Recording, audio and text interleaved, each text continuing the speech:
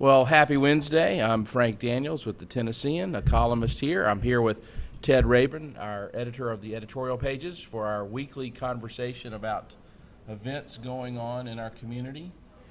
Today, we'll tackle three things that are of interest to us and hopefully you. The legislation about restricting how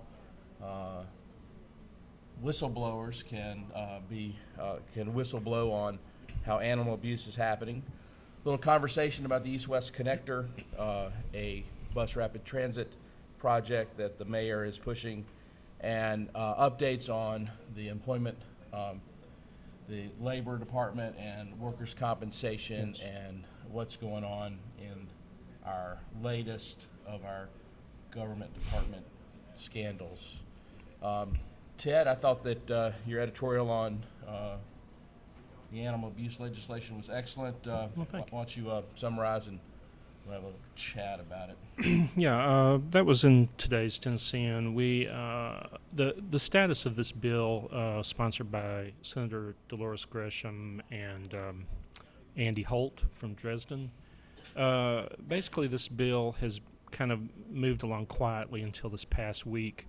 It's actually, even in light of what happened with the undercover videotaping of animal abuse, which sent a horse trainer, it's probably going to send a horse trainer to jail, Jackie McConnell.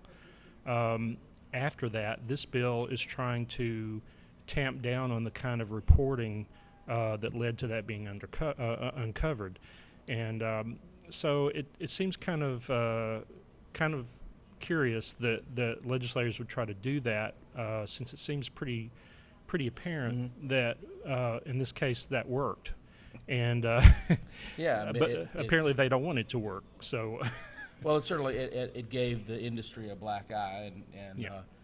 I think that Yeah. you made a good point that the sponsors of the bill both come from communities whose livelihood is very much centered around animal husbandry and Yeah. I mean there's a legitimate point that things that can look like abuse of farm animals may or may not be in Exactly. terms of how traditional methods That's true. of husbandry Yeah. are being managed. I think the thing that you pointed out, which is the most troubling, is the bill is sponsored by and will be voted on people who have strict conflicts of interest. Yeah. I mean, people that are making their money from animals are the ones that are sponsoring the bill, and there's no, at least so far, there's been no recusing of votes. I remember in North Carolina when we had massive problems with the hog industry. One of the things that I thought was enlightening is one of the major hog producers who was in the Senate at that time. He did recuse himself from all the votes. Yeah. I mean, he helped craft the legislation, but as soon as the legislation was in consideration, he recused himself from all votes. So I don't see that happening. I don't ever see that happening in the Tennessee legislature. I can't remember a case where a legislator with a perceived conflict did not vote that we're aware of. I'm sure it's happened, but it's not commonplace here. Well, I think it's Yeah. a clear Yeah. demonstration of a lack of consideration for ethics Yeah. and for how voters should be perceiving what's going on in the legislature for Yeah. Oh, Gresham, right. especially for Gresham, Yeah. whose income is From the livestock. the livestock yeah. industry to push forward a bill that is clearly designed to benefit her That's right. income and Yeah. her family's income, and I think it's unethical for her to vote on the bill. True. To be honest, I don't have a problem with her introducing the bill. No. But she should not vote on it, and she should be very careful about how people perceive what her behavior is. Exactly. Which right. it's a shame when legislators Well, think that nobody pays attention Yeah. to their conflicts of interest. and you can maybe overstate this too much, but there's a bit of, in the way that the bill is crafted, that if this person who's undercover, uncovering animal abuse doesn't turn over the evidence within 48 hours, that they could face a fine. So there's a bit of an intimidation factor going on that is maybe way over the top. So Absolutely. Let's find whistleblowers. There's actually yeah, a lot of that going on in government. As a matter of fact, President Obama's administration may be the worst abuser of trying to tamp down whistleblowers. That I was reading today that he as the president has used the Espionage Act of '97 far more than the Espionage Act of 1917 more than any president in the past, which I was struck by that. But I think it seems fairly consistent that government is not interested in having its weaknesses exposed. Guess I shouldn't be surprised by that. well, surprised if it gets much worse. Could it get worse? Could it get worse? Absolutely. Well, let's talk a little bit about the East-West Connector. I know that we've, away from the microphones, we've had several good discussions about that project, and I wrote a column about it this past Sunday and got some very interesting feedback. It's clear that there is significant opposition to from the folks that live right along the West End area. They're very worried about what it's going to mean for their neighborhoods to have that investment and whether it's going to change the character of the neighborhoods, particularly the people that have bought property or live right along Exactly. West End, and they are concerned about it. On the other hand, it is a project that begins to link together a myriad of investments that we've made in transit in Nashville and begin to convert it into something that might actually look like a system. Yeah. Albeit a poor man's system, but a system nevertheless. Sure. So this is a $175 million project that the mayor has been pushing, and Metropolitan Transit Authority has been helping go through the process of comment, and they just are entering phase 3. They've just concluded phase 2 and getting ready to put some information to the federal government, to the Federal Transit Authority, and try to get some seed fundings through their small projects fund. What's your thought on the East-West Connector?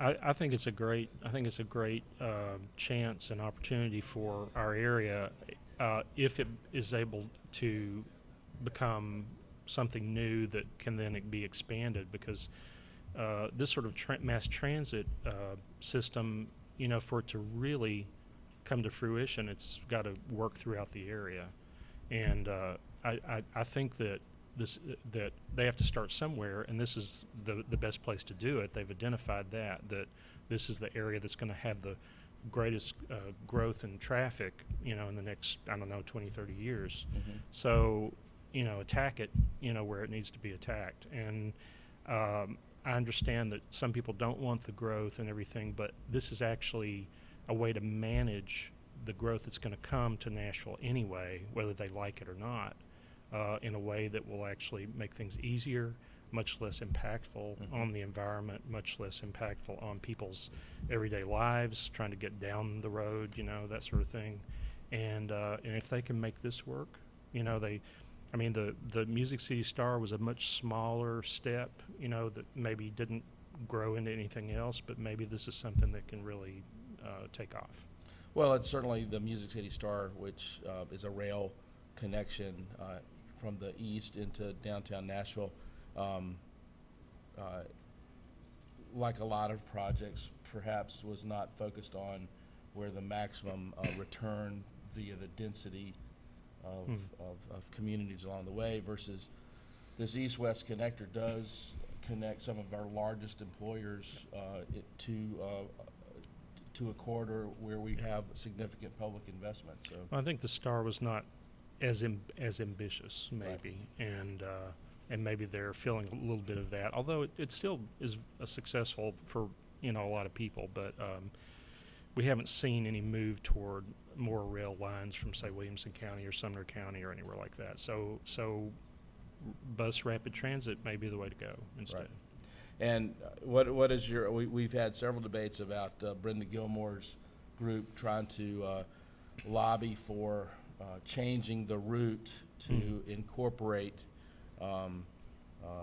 more of the neighborhoods that she represents in North Nashville, and I think that my view is the more direct the route, the more that it stays along West End and along those major employers without veering over where we already have. I think some very good bus service makes the most sense, but I think you're sensitive to sort of the political ramifications of. Well, yeah, I mean, I certainly am more receptive to that kind of input to the project than, say, the people who just don't want any project to come along at all. I mean, at least in Representative Gilmore's case, although she didn't handle it very well in her way to bring up the specter of a lawsuit right off the bat, that was not a good idea. But I understand and sympathize that the neighborhood that she's trying to bring into this project really doesn't get too many projects. You know, a lot of other parts of the city that are more prosperous have, and so I can sympathize that you know, why not? But they just got the new north-south connector that did. I mean, I think that we all reflect and hearken to the building of I-40, which sort of cut North Nashville off from the middle part of West Nashville, and so we should be sensitive to that.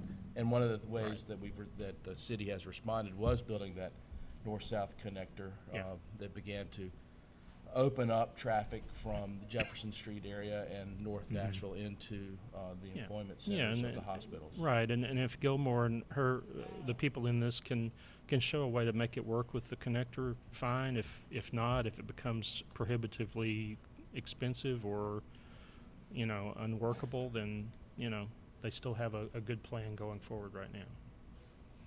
Excellent. So the last thing, we've had a lot of, we've got ongoing coverage and problems with the Department of Labor. We just had a new workman's comp bill make it through the Senate and I believe the House, talking about reforming workman's compensation process to take some of the uncertainty out, to make it less of a lottery system and more of a prescribed compensation for injuries and a prescribed process for being compensated, so that employers feel more comfortable with what their risk is, and that employees, that workers know that they have a process that can be handled quickly. Right.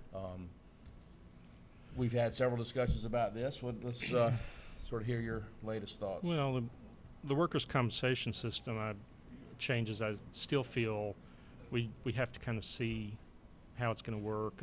I don't get the sense that the Haslam administration brought all the parties, all the stakeholders into the conversation before they put their bill through. It seems like it's heavily weighted toward companies, toward business. You know, it's not that businesses haven't been wronged in some workers' compensation claims. I think they probably have. But this is such a major change in how things are done. And also, well, there are actually two things going on. One is that, you know, does everybody, you know, have a say in how this is changing to the betterment of everybody and the decisions that are made? The other thing is a few people are upset that this seems like too much consolidation of power into the executive branch, because it takes a big portion of workers' compensation system away from the judiciary branch. So that's a whole other discussion, really. Well, since judges are appointed anyway, what difference does it make? Well, yeah. That's a whole other right. That's another I don't area. think we have that much time. Well, I mean that's an interesting. that's an interesting look at it. That it's an attempt at consolidating power in the executive branch, which in Tennessee is traditionally not the strongest branch of government, although it Right. has increasingly been getting more Yeah.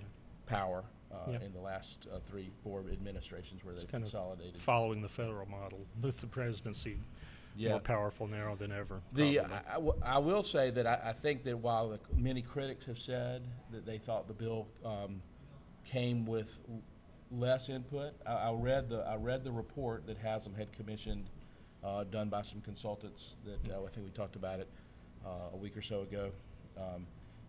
They did interview lots of the stakeholders. I mean, and spent a remarkable amount of time gathering input from the number of stakeholders. Where I don't know how many public hearings were held around this. Maybe not enough testimony in front of the legislature. But in terms of gathering data, I thought that that report was quite comprehensive and did lay out the processes, but it also laid out one of the great risks, and the risk of this change is execution. And I think that's an area where we have shared mutual concern, which is it's going to be consolidated into a department that has increasingly shown an inability to execute. Right. The most recent being what we're finding about the job training centers, where they if not have committed fraud, have certainly been less than ethical in accounting for the money and the output Yes. and the performance factors that they are responsible for the federal job training funds that they're supposed to handle in I think it's 13 job training centers. Yes, something yes, like that. regional job training centers, exactly. So I mean, I think that's a real concern, because Yes. the system that the new bill makes, Who's going to run it? if it's executed properly, should be better for both employees and employers. But if it's not executed well, then it will be actually worse for both. Yeah, And I think that's the risk factor here. definitely. Yeah.